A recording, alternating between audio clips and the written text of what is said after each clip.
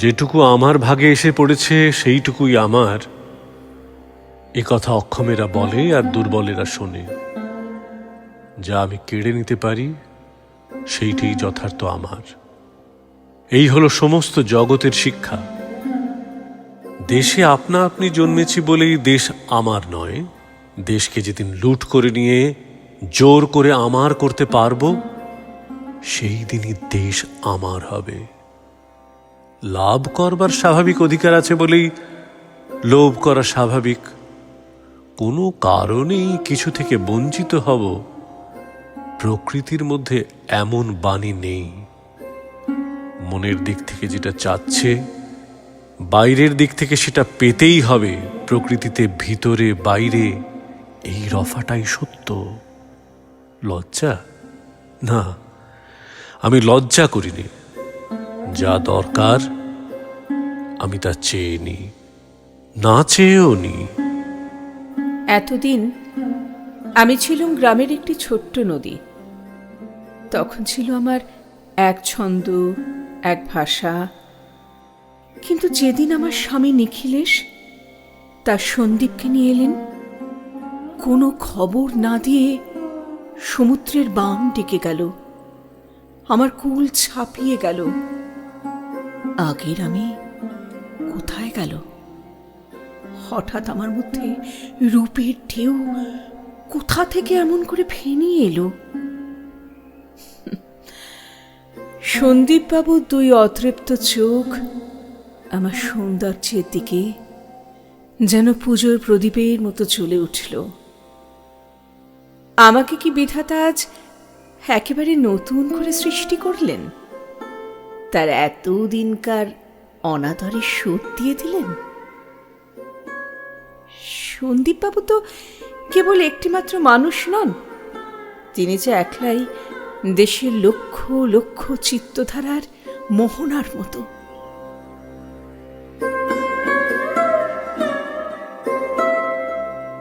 আজ থেকে সে আমাদের শোবার ঘরে কি কাজে এসে জানলার ধারে দাঁড়িয়ে গাইছিলেন, ভরাবাদর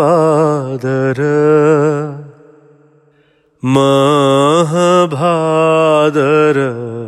আমায় দেখা মাত্র গান থামিয়ে কৈফিয়ত দিতে বসলেন ইংরেজি কবিতার বই নিতে এসেছেন বলে। আমার স্বামী মিথ্যা বলেন না, কিন্তু এই ছলনার প্রয়োজন কেন হলো? আমি কি তার কারণ? ভরাবাদর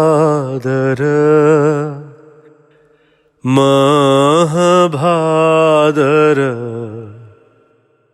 শূন্য মন্দির মোর। ভরাবাদর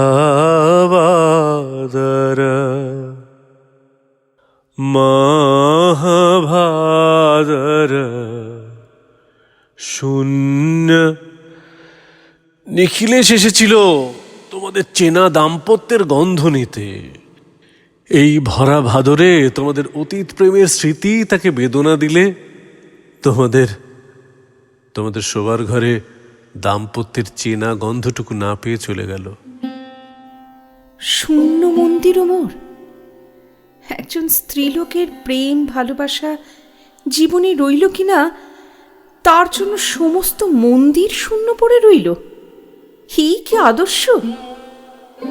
বিরহে যে মন্দির শূন্য হয়, সে মন্দিরের শূন্যতার মধ্যেও বাঁশি বাজে। কিন্তু বিচ্ছেদে যে মন্দির শূন্য হয়, সে মন্দির বড় নিস্তব্ধ। সেখানে কান্নার শব্দ বেসুরো শোনায়। তারই কান্না দিয়ে আমাকে বন্দি করে রাখবেন এমন কাপুরুষ যেন তিনি না হন। তুমি যে রানী, তোমাকে বন্দি কে করে? তুমি বাংলাদেশের প্রতিটা হৃদয়ের আগুনের শিখা জ্বালাবে। রানী, রানী, সব হয়ে এসেছে, আর দেরি নেই। এখন টাকা চাই। টাকা? কত টাকা? খুব বেশি নয়, কিন্তু যেখান থেকেই হোক টাকা চাই। কত চাই বলুন? আপাতত কেবল 50,000। এত টাকা? মুখে কাছে এসো, তোমার হাত দুটো দাও। অসম্ভবকে সম্ভব করতে পারো তুমি, করেওছ। কি যে করেছ যদি দেখাতে পারতুম তো দেখতে। কিন্তু কিন্তু এখন তার সময় নয়। একদিন হয়তো সময় আসবে। এখন এখন টাকা চাই।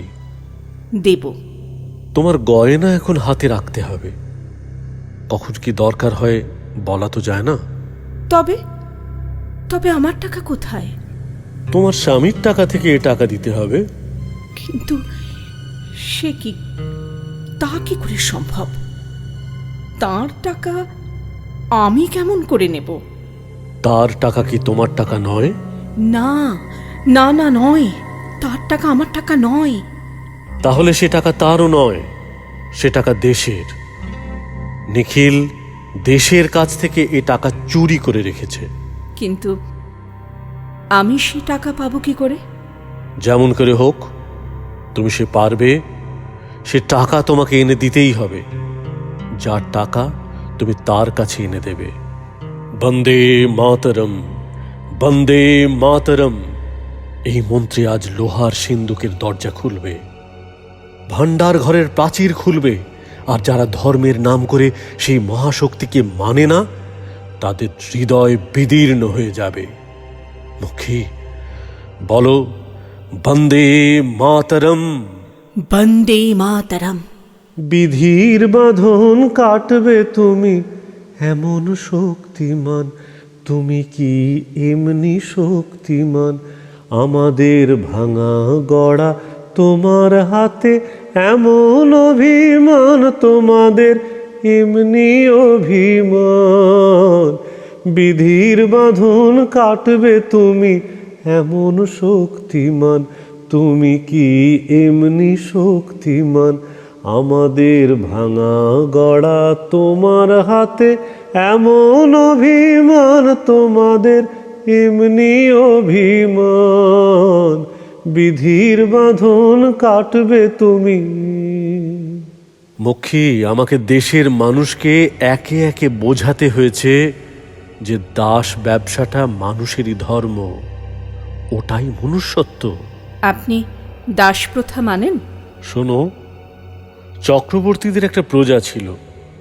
মামলা করতে করতে শেষকালে তার এমন দশা হলো যে খেতে পায় না। যখন দুদিন তার ঘরে হাঁড়ি চড়ল না, তখন স্ত্রীর রূপোর গয়না বেচতে বেরোলো। তার শেষ সম্বল। জমিদারের শাসনে গ্রামের কেউ তার গয়না কিনতেও সাহস করে না। জমিদারের নায়েব বললে, আমি কিনবো 5 টাকা দামে। দাম তার টাকা 30 হবে।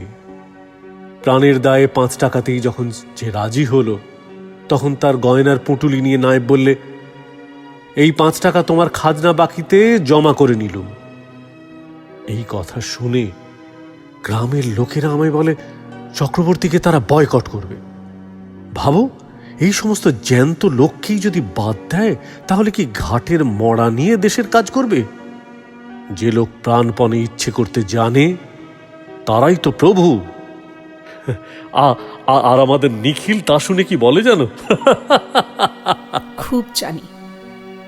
তিনি বলবেন এইসব চক্রবর্তীদের হাত থেকে দেশকে বাঁচানোই তার কাজ।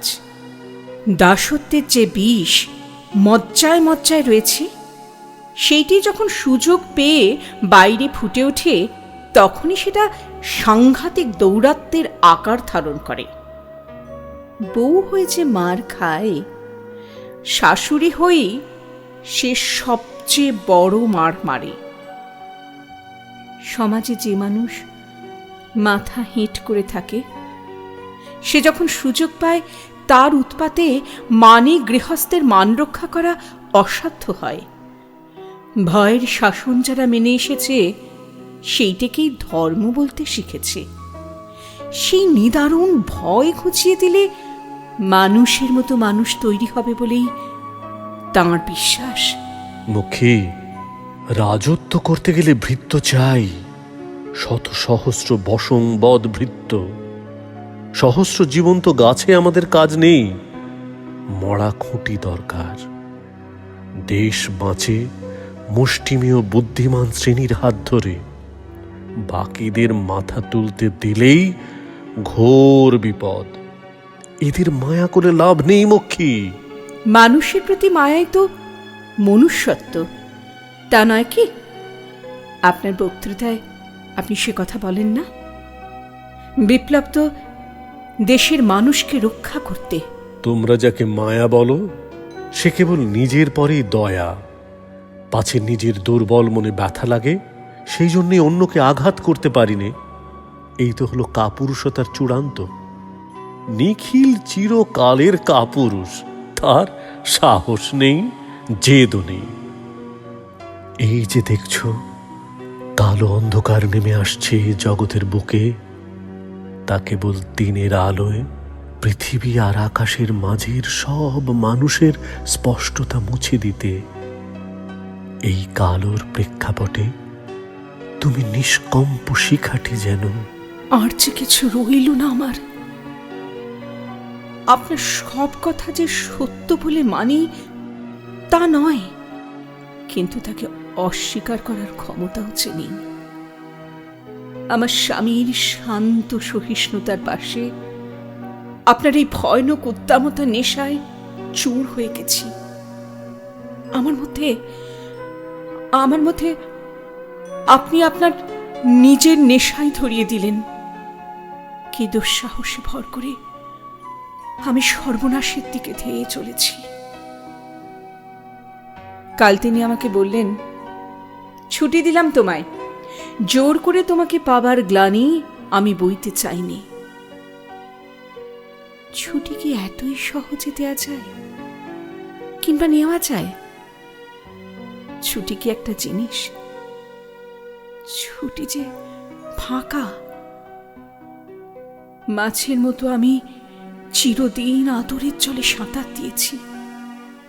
হঠাৎ আকাশে তুলে ধরে যখন বললে, এই তোমার ছুটি, তখন দেখি আমি চলতেও পারিনি, বাঁচতেও পারিনি। মক্ষী, কাঁদছ তুমি? এই কি কান্নার সময়? দেশ জুড়ে মানুষ স্বদেশী আন্দোলনে সাড়া দিয়েছে, বিপুল আবেগে বিদেশি জিনিস পোড়াচ্ছে। বাংলা ভাগ করে ইংরেজরা আমাদের দুর্বল করে দিতে চেয়েছে। আমাদের দেশের বাজারে তাদের জিনিস বিক্রি করে মুনাফা বিদেশে নিয়ে যাবে, তার প্রতিবাদ হবে না? সবাই জেগে উঠছে, সবাই জেগে উঠছে এখন মক্ষী। এই সময় চোখের জল ফেলবার নয়। ভুলে যেও না, তুমিও বন্দে মাতরম মন্ত্রে দীক্ষিত। আমাকে বলুন, আমি কি করতে পারি? তুমি অর্থ যোগান দাও। বেশ কিছু কাজ আটকে আছে। মক্ষী, তুমি বরং আমাকে আপাতত 1000 দাও। সেটুকু হলেই এই মুহূর্তের কাজটা হয়ে যায়। আপনি চিন্তা করবেন না, আজ রাতেই আমি 5000 দিয়ে দেব। দেশের টাকা আমাদের সিন্ধুকে আটকে রাখা এই সময় পাপ। আমি চুরি করব সেই টাকা। আমি জানতাম মক্ষী, তুমি আমাকে নিরাশ করবে না। সিন্ধু খোলার সময় মনে কোনো দ্বন্দ্ব রেখো না। চুরি তুমি করছো না, দেশের জন্য এ তোমার প্রথম অবদান। চাবি হাতে নিয়ে বন্দে মাতরম মন্ত্র জপ করে নিও, মনের জোর আসবে। তবে এবার আমি যাই। শুনুন, আপনার বন্ধু বলছিলেন হাটে বিদেশি কাপড় বিক্রি থামাতে রাজি হয়নি বলে স্বদেশীরা গরিব মুসলমান দোকানদারদের ধরে ধরে মেরেছে। এ আমি বিশ্বাস করিনি। আমার স্বামী দেশের এত বড় সমস্যায় চুপ করে আছেন, আর মানুষের দেয়া ভুল খবরে কান দিয়ে আমাদের কাজে অসহযোগিতা করছেন। এ আমার সহ্য হয় না। নিখিলেশ ভুল কথা বলে ভ্রষ্ট করতে চায় তোমায়। মক্ষী, অত্যাচার কেন করব আমরা? তবে বক্তৃতায় যখন কাজ না হয়, ভয় একটু দেখাতে হয় বই কি। কথা দিন, কথা দাও, তাদের ক্ষতি কিছুতেই হতে দেবে না। কথা দাও। কথা দিলাম, কথা দিলাম মক্ষী। এই যে তুমি আমার এত কাছে, আমার হাতে হাত রেখেছ, আমি অবশ হয়ে যাই। ইচ্ছে করে তোমার কাছটিতে এভাবেই থেকে যাই। আরো কাছে এসো, কিছুক্ষণ থাকো আমার আলিঙ্গনে। ছাড়ো। শান্তি, ছাড়ো। শান্তি, দেখো শান্তি। আমি কাঁপছি। না, এবার আমি যাই। তোমারও দেরি হচ্ছে। আসি। সাবধানে থেকো, সময় ভালো নয় কিন্তু। মক্ষীকে মিথ্যে কথা দিতেই হলো। আমি চাই না ওর আমার প্রতি বিশ্বাস ভাঙুক, তাই কাজের বিস্তারিত ধরন ওর জানার দরকার নেই। আজ বিলেতি বস্ত্র সমেত মিজানের নৌকো ডোবানো খুব জরুরি, না হলে বিদেশি জিনিস বিক্রি ওরা বন্ধ করবে না। এই স্বপ্ন সায়রের হাটের ওপর আমাদের পূর্ণ অধিকার চাই। রানী, রানী, আমি এখানেই আছি। রানী, তুমি অমূল্যের সাথে গোপন মিটিং করেছ? আমারই লোকের সাথে আমার আড়ালে কথা বলেছ? এত স্পর্ধা তোমার! কি দিয়েছ তাকে তুমি? গয়নার বাক্স? আমায় না দিয়ে তাকে? কেন বলো, উত্তর দাও। সে কথা আমি তোমাকে বলবো না। তুমি জানো না ওরা সব আমার প্রতিধ্বনি মাত্র। আমার লক্ষ্যে আমার থেকে কেড়ে নিয়ে তোমার প্রভুত্বের অভিলাষ পূর্ণ হবে না। অমূল্য আমাকে সব বলবে। বলবে না? তুমি জানো না, যদি আমার পায়ের তলায় মারিয়ে দিলে ওর মৃত্যু হয়, ও সুখেই মরবে, তবু অন্যের দাসত্ব করবে না।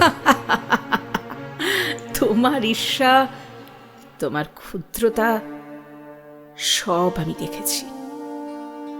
তোমার প্রয়োজন ছিল ৩,৫০০ টাকা, তুমি আমার থেকে ৬ নিয়েছ। অতিরিক্তটা তোমার নিজের বিলাসে ব্যয় করার জন্য। উপরন্তু আমার স্বামী বলেছেন, আমার ঘরের টাকায় তুমি দেশের কাজের নাম করে আমাদের গ্রামের গরিব মুসলমানদের উপর অত্যাচার করছ। হায়, আমি কি করলাম? তোমার স্তবকানে ডুবে গিয়ে এত বড় পাপ করলাম। ছি, বিশ্বাসপরায়ণ স্বামীকে আমি সবভাবে ঠকালাম। নেতাকে রাজার মতো বাঁচতে হয়, এই দস্তুর। তা না হলে মানুষ তাকে মানবে না। এটাও দেশেরই কাজ।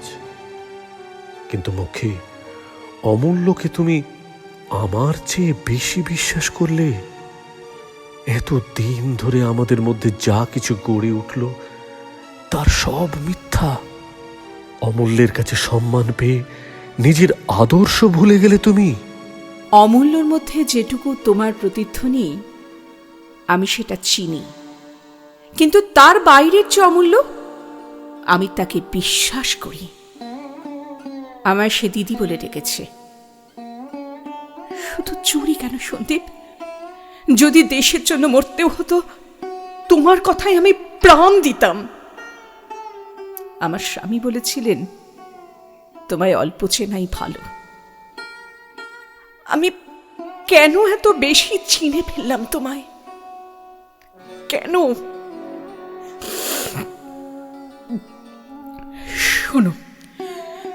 শোনো, আমার স্বামী বললেন, ঢাকা থেকে মৌলবীরা এসছে স্বপ্ন শহরের মুসলমানদের উত্তেজিত করে দাঙ্গা লাগাতে। এ যাবৎ গ্রামের 2 ধর্মের প্রজারা মিলেমিশে বাস করে এসেছে, আমার স্বামীকে সম্মান করেছে। কিন্তু তোমার কারণে তারা আমাদের উপরে ক্ষিপ্ত। দাঙ্গা লাগলো বলে। তুমি তুমি চলে যাও, তুমি চলে যাও, যত তাড়াতাড়ি সম্ভব তুমি চলে যাও। আমার স্বামী চান না তুমি এখানে থাকো, তারও যে বড় বিপদ। আমি আমি আমি ডেকে আনলাম এত বড় বিপদকে, আমি ডেকে আনলাম, আমি ডেকে আনলাম। বুঝেছি আমাদের খেলাঘর ভেঙেছে, এবার আমার যাবার পালা। কাল রংপুর রওনা হব। শুধু তোমার জন্য এখানে থেকে গেছিলাম মক্ষী। ভেবেছিলাম তুমি আমি একসঙ্গে কাজ করব এখানে, কিন্তু তা হলো না। যাবার আগে এ দুটো দিয়ে গেলাম, তোমার গয়নার বাক্স আর আর তোমার দেওয়া ৬,০০০ টাকা মূল্যের সোনার গিনি। এবার আমি আসি।